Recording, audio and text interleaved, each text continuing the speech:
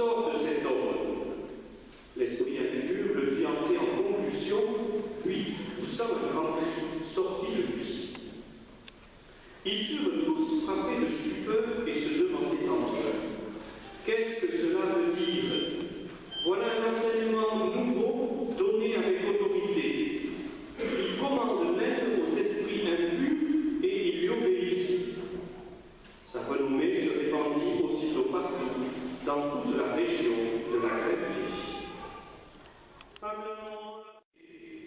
Autorité qui est davantage de l'autoritarisme.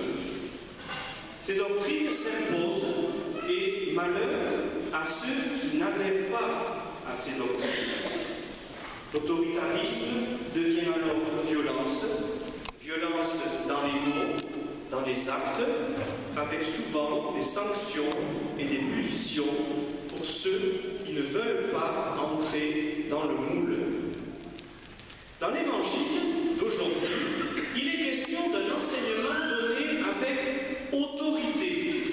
Alors, est-ce que ça veut dire que Jésus fait preuve d'autoritarisme?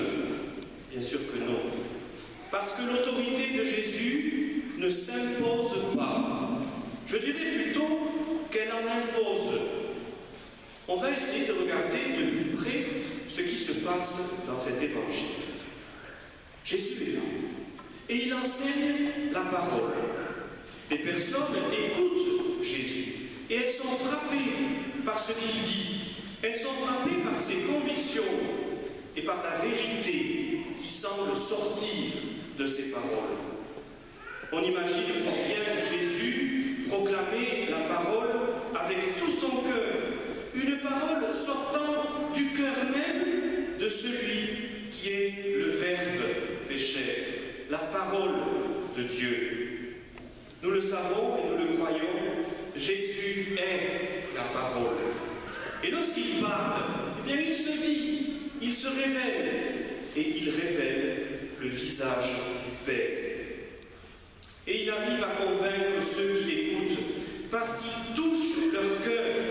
Et ceux qui l'écoutent, à un moment donné, vont se dire, vraiment, ce qu'il dit est vrai, j'y crois. Et vous comprenez qu'il y a ici plus qu'une adhésion intellectuelle.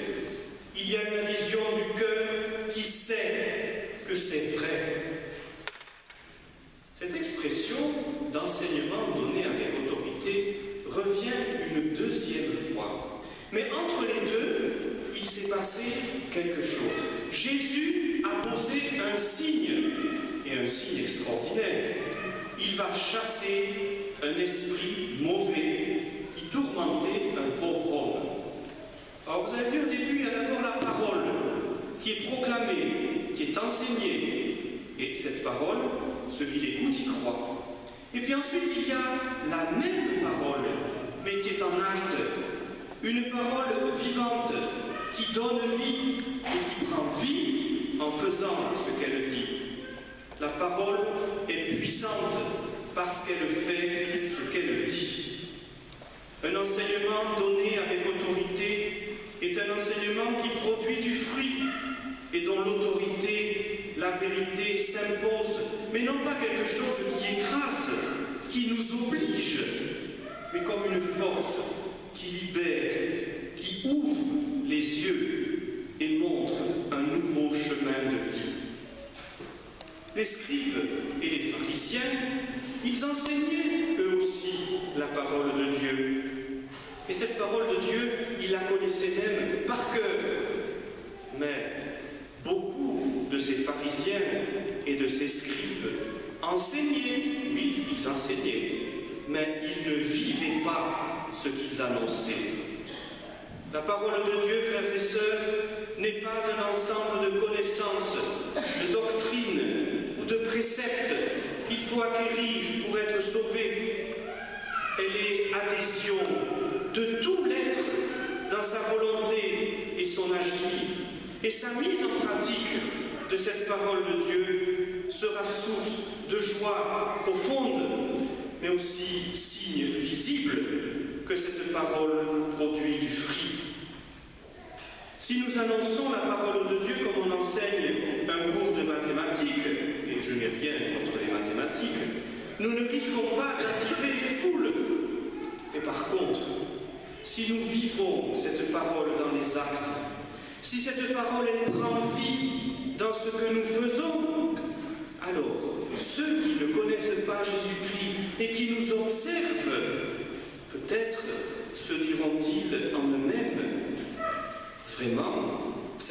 parole est une parole qui m'intéresse.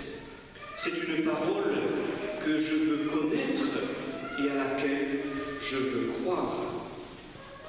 Frères et sœurs, aujourd'hui, notre monde n'a pas besoin d'enseignants dans le domaine de la foi. Il a besoin de témoins, de personnes qui portent en elles une présence qui les dépasse, la présence du ressuscité. Si nous voulons que nos contemporains reconnaissent que l'enseignement du Christ fait autorité, nous devons d'abord nous-mêmes accueillir cette parole dans nos vies et l'appliquer. Les scribes et les pharisiens n'étaient pas crédibles parce qu'ils disaient, ils disaient des belles choses, ils faisaient de beaux discours, un peu comme moi aujourd'hui, mais ce qu'ils disaient, ils ne l'appliquaient pas. Et du coup, à cause de leur attitude, ils disqualifiaient la parole de Dieu elle-même. Le témoin authentique de l'Évangile sera lumière pour les autres. Et une lumière, elle attire et elle éclaire. Par contre, celui qui se dit croyant et même pratiquant, mais qui méprise la parole de Dieu, qui méprise les enseignements du Christ et de l'Église qui ne font qu'un, qui méprise son prochain, celui-là sera un contre-témoignage et n'attirera pas les autres vers le Seigneur, bien au contraire. N'oublions jamais que ce sont des attitudes contraires à l'Évangile qui nous collent encore à la peau et provoquent le rejet de tout ce qui peut venir de l'Église.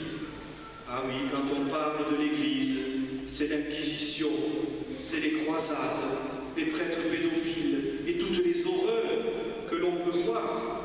On oublie peut-être aussi que l'Église, au cours des siècles, a servi à forger des générations, que l'Église a été lumière pour bien des peuples qui marchaient dans les ténèbres. Mais peut-être qu'encore aujourd'hui, les mesquineries, les méchancetés, les paroles qui jugent, l'amour du pouvoir, y compris dans l'Église, le repli sur soi, et toutes ces attitudes que le Christ réprouve, tout cela constitue toute une batterie bruyante qui fait fuir ceux qui sont autour de nous. Par contre, des croyants heureux de croire, des croyants lumineux, des croyants capables d'accueillir les autres comme ils sont, sans les juger, des croyants capables de laisser un peu de place pour que d'autres puissent venir, des croyants qui transpirent la bonté du Christ. Ces croyants-là attirent et donnent envie à beaucoup de venir voir aussi ce qui se passe. Frères et sœurs, nous sommes l'Évangile que lisent nos contemporains. La question qu'il faut nous poser aujourd'hui est de savoir quelle lecture nous voulons leur donner.